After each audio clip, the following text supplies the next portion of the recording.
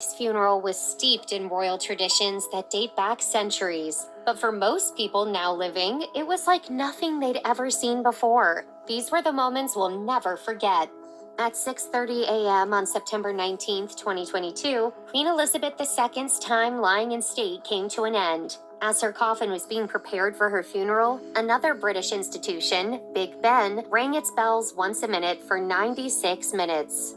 96 tolls of the bell for every year of the Queen's long life. Once that tribute was over, the Queen's coffin was loaded onto the Royal Navy State Funeral Gun Carriage and pulled through the streets to Westminster Abbey, where her state funeral was held. The use of the State Funeral Gun Carriage was just the first in a slew of traditions throughout the day. Rather than being dragged by horses, the open wagon is pulled by dozens of members of the Sovereign Guard, who, generally speaking, are less easily spooked by crowds and therefore less likely to accidentally topple the coffin. The procession was visually stunning. The Queen's coffin, which was covered in the vibrantly colored royal standard, was surrounded not only by the members of the Royal Navy that were pulling the cart, but also by members of several other branches of the military and royal guards.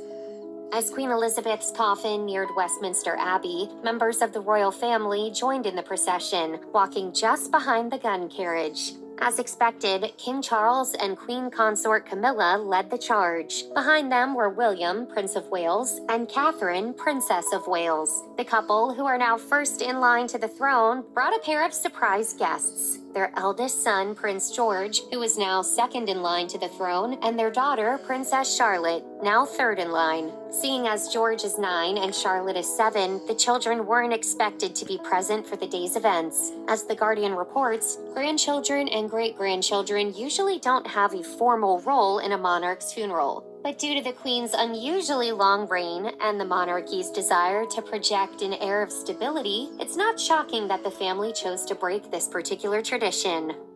As the Queen's state funeral drew to a close, trumpeters from the Queen's household cavalry played the last post. The short military fanfare dates back to the late 1700s and has a distinctly mournful quality about it. Typically, the tune is played on a bugle at significant funerals and on Remembrance Day, the holidays that honor soldiers who have died in the line of duty. In this context, iNews reported that it signified the fact that Queen Elizabeth's duties were officially done and she could now rest in peace. Following the song, the entire country observed a 2-minute silence in memory of the monarch. More typically, we're used to observing a single minute of silence. However, the extended 2-minute meditation isn't completely unprecedented. In the UK, 2 minutes of silence are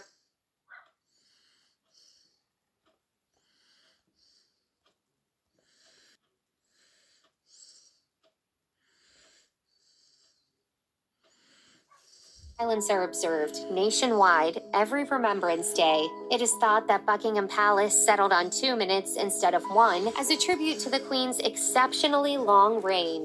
Whatever the reason, it was certainly memorable to see an entire country stop what they were doing to honor the life of an individual who had dedicated hers to them. To close Queen Elizabeth's state funeral, congregants sang the national anthem, God Save the King. According to the royal family's website, the author of the anthem is anonymous, while the anthem itself likely dates back to the 17th century. That being said, the anthem has been performed slightly differently for the last 70 years, with residents proclaiming their loyalty to a queen rather than a king. This performance, then, marked the first time in nearly a century that the crown's subjects had used the masculine title in the anthem. Hearing the change seemed to have a profound effect on King Charles, as the monarch openly grew teary-eyed as attendees sang. Whether it was because he was mourning his personal loss, or because the enormity of his new role was finally sinking in, we can't be sure. But it was a very humanizing moment for the leader, who, up to that point, had portrayed the stereotypical stiff upper British lip when appearing in public. Prior to that moment, the only other time that King Charles had hinted at his emotional state was in his Ascension speech, when he said, "I know how deeply you, the entire nation, and I think I may say the whole world, sympathize with me in the irreparable loss we have all suffered." As Queen Elizabeth's coffin departed Westminster Abbey for St. George's Chapel, attention turned to the wreath that sat atop her coffin. According to ABC News, it was King Charles who picked the flowers that were incorporated in the wreath. and many of the included varieties had particular significance for both the Queen and her family. Topping off the wreath was a handwritten note from King Charles that read, "In loving and devoted memory, Charles R." The R, an official part of the King's new signature, stands for the Latin word rex, which translates to king. I shall endeavor to serve you with loyalty, respect, and love. Nearly 3 hours after her state funeral ended, Queen Elizabeth II's coffin arrived at Windsor Castle, which is her final resting place. Hundreds of thousands of people lined the 20-mile route, hoping to catch a glimpse of the specially designed hearse that carried the monarch and to witness a piece of history firsthand. But before she was interred in the King George VI Chapel, there was a committal service in St. George's Chapel to be had. This second service was significantly smaller than the first one, with only 800 guests, primarily friends, family, and closer political allies in attendance. It was the last public farewell to the Queen, and an even more ceremonial event than the morning's state funeral. It was here that many of the traditions, like the requisition of the sovereign objects, took place. Queen Elizabeth's committal service was the first such service to be witnessed by the general public. The Dean of Windsor began the ceremony, praising the Queen's life of unstinting service and her steady demeanor. He then went on to say, "In the midst of our rapidly changing and frequently troubled world, her calm and dignified presence has given us confidence to face the future, as she did, with courage and with hope."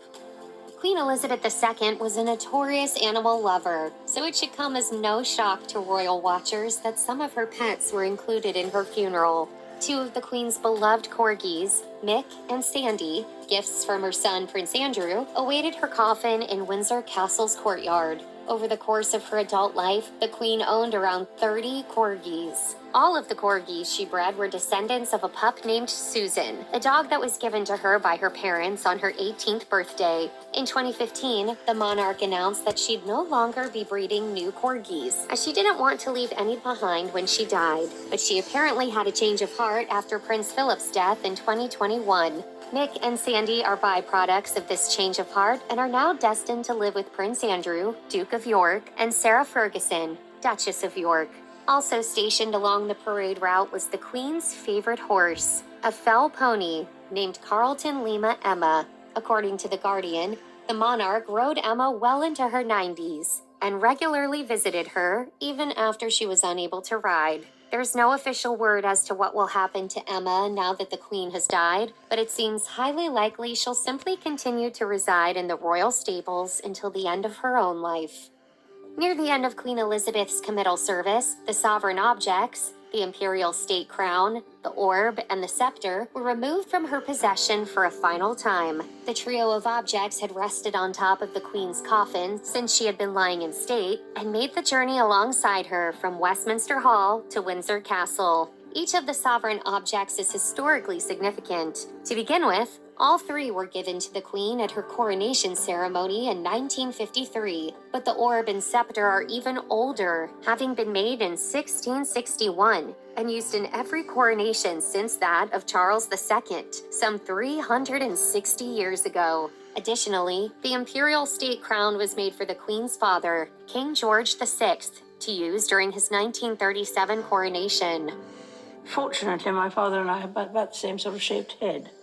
According to historic royal palaces, the crown contains 2,868 diamonds, 17 sapphires, 11 emeralds, 269 pearls, and 4 rubies, making it one of the most priceless pieces of jewelry on Earth. The removal of these objects, which was done by the royal jeweler, marked the official end of the Queen's reign. They will now remain on the high altar in St. George's Chapel before being moved to the Tower of London, where they will be kept under lock and key until King Charles's coronation. Queen Elizabeth's committal service ended with a slew of other symbolic traditions. To begin with, King Charles laid the Queen's company camp color of the Grenadier Guards, a regimental flag that is specific to Queen Elizabeth II, on top of her coffin. The Grenadier Guards, recognizable by their red coats, black bearskin hats, and use of the flag in question, will now be rechristened as the King's Guard and will receive a new flag that is unique to King Charles. Next, the Lord Chamberlain, the most senior officer appointed by the royal household, broke his wand of office and placed the pieces on top of the monarch's coffin. The move illustrated that his service to the Queen as a sovereign had ended. His role in the palace, however, has not. One of his primary jobs, facilitating a smooth transition of power from Queen Elizabeth II to King Charles III, is only just beginning. Finally, Queen Elizabeth's titles were read out loud for a final time. Then her coffin was lowered into the royal vault as her personal piper played a lament. For most of her reign, this piper woke the Queen up every morning, playing bagpipes outside her window for 15 minutes at a time. At Queen Elizabeth's request, he now played her to sleep one final time. As the notes of "A Salute to the Royal Fendersmith" rang out, the piper wandered away from the primary chapel, allowing the music to fade as the Queen's coffin disappeared from public view. While the ceremony at St. George's Chapel was technically the end of the public portion of Queen Elizabeth's funeral services, it wasn't the end of the road for the monarch. On the evening of September 19, 2022, she was buried at the King George VI Memorial Chapel in a family-only service. No media was allowed at the event, but Buckingham Palace did confirm via social media that it was set to happen. They wrote on Twitter, "This evening, a private burial will take place in the King George VI Memorial Chapel at Windsor. The Queen will be laid to rest with her late husband, the Duke of Edinburgh." Being buried beside her husband, to whom she had been married for nearly 74 years, was reportedly of the utmost importance to Her Majesty, though no other details about the service have been released. After the burial was over, the palace released a never-before-seen picture of the Queen on Instagram, captioning it, "May flights of angels sing thee to thy rest, in loving memory of Her Majesty the Queen." The chapel where Elizabeth is interred is open to the public, and people who wish to pay their respects will be able to do so at any point in the future.